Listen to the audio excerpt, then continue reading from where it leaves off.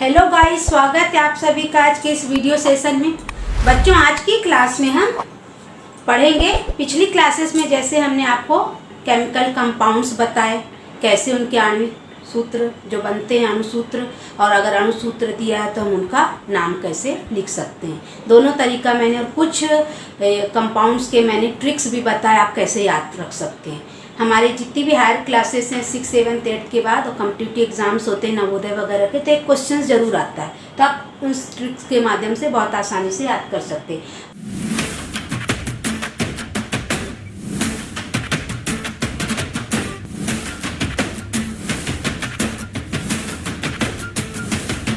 आज हम जो पढ़ेंगे, मान लीजिए हमारे पास कोई भी कंपाउंड का सूत्र दिया है, तो वह सूत्र, उसका नाम क्या होगा, ये तो आप पिछली क्लास में ही सीख लिए हैं। अगर सूत्र दिया है तो आप लिख सकते हैं, वो आप लिख लेंगे।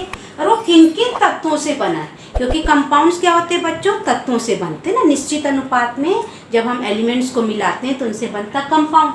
हम वो बता सकते हैं कौन कौन से तत्व हैं उसमें, और दूसरा उसमें किसी भी तत्व के कितने कितने एटम्स, कितने, वो भी हम बता सकते हैं अगर सूत्र दिया है। लेकिन अगर यौगिक दिया है और तो हम उससे यौगिक के नाम से हम तत्व निकाल सकते हैं, परमाणु की संख्या, और हम सूत्र लिख सकते हैं। मतलब इनमें से अगर कोई भी एक चीज़ मिसिंग है ना, तो हम निकाल सकते हैं। एक से ज़्यादा चीज़ मिसिंग है तो भी हम निकाल सकते हैं।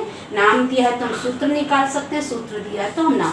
ये पिछले क्लासेस में भी मैंने आपको बताया, और हम ये दोनों भी निकाल सकते हैं। तो चलिए स्टार्ट करते हैं। सबसे पहले हमारे पास दिया है सल्फर डाइऑक्साइड।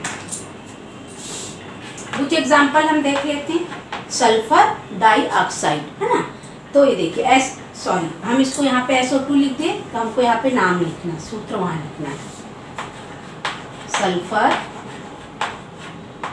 डाइऑक्साइड।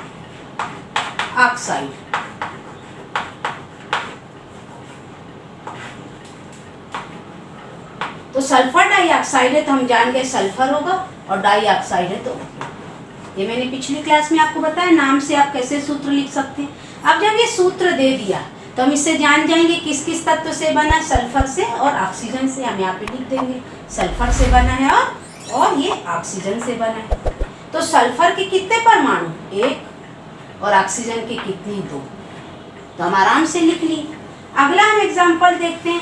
हम इस तरीके से बहुत सारे चीज़ों का लिख सकते हैं। यहाँ पे मैं कुछ ही एग्जाम्पल बताऊंगी, और जब मैं प्रैक्टिस सेशन लूँगी तब आप आराम से मेरे को बताइएगा प्रैक्टिस में। सल्फ्यूरिक अम्ल है ना, सल्फेट से बनता है, ये खनिज अम्ल है ये, और ये क्या आप बोलते हैं, अम्लों का राजा है। ठीक है, तो इसका सूत्र होता है H2SO। ठीक है, अब हम इससे जान सकते हैं कितने इसमें तत्व हैं। हाइड्रोजन है, लिख दिए, सल्फर है, लिख दिए, और ऑक्सीजन है, लिख दिए। हम छांट लेंगे। अब हाइड्रोजन के कितने एटम हैं, 2 परमाणु, सल्फर का 1 और ऑक्सीजन का 4, टोटल 4, 5, 6, 7, 4, 5, 6, 7। आराम से आप कर सकते हैं। तीसरा है सोडियम कार्बोनेट।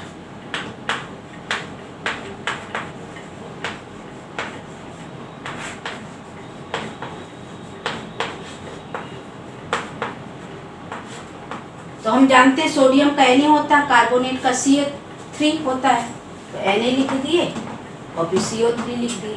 और हमने आपको केटायन एनायन बताया, ये डबल होता है एनायन, और ये सिंगल होता है, तो हम इसको करने के लिए Na2 लगाना पड़ेगा, क्योंकि इसमें 2 एनायन है तो हमको 2। अब हम आराम से इसमें तत्व देख सकते हैं किससे किससे बना है, सोडियम से, कार्बन से और ऑक्सीजन से। सोडियम का 2, कार्बन का 1 और ऑक्सीजन का 3। तो इस तरीके से हम पहचान जाएंगे इसको। एक और एग्जाम्पल ले लेते हैं, अमोनियम क्लोराइड।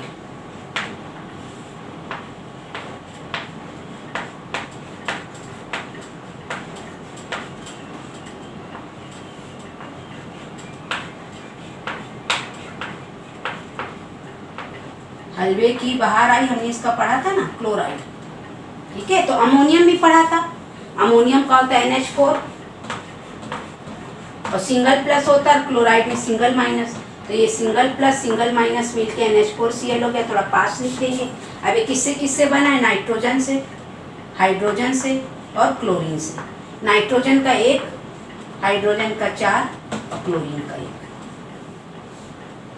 इस तरीके से हमारे पास नाम है तो हम सूत्र लिख सकते हैं, सूत्र है तो नाम लिख सकते हैं। तो मैंने पिछली क्लास में आपको बताया है, ये 2 चीज़ नया है इसमें जो कि हम सीख सकते हैं।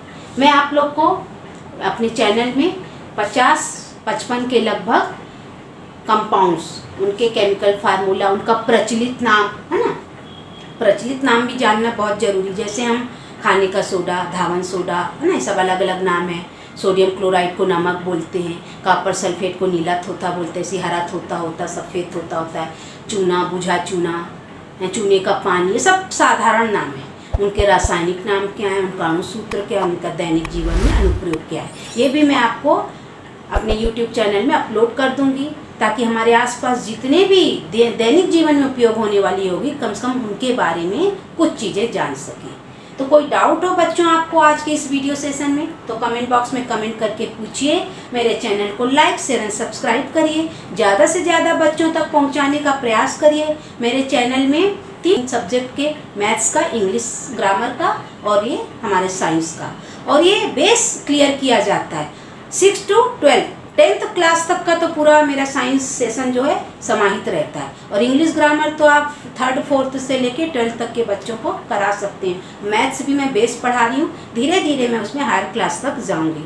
तो मुझसे जुड़े रहिए और मेरे YouTube चैनल को सब्सक्राइब करिए और बहुत ज़्यादा लोगों तक पहुँचाइए, ताकि बहुत सारे बच्चों तक इसका फ़ायदा मिले।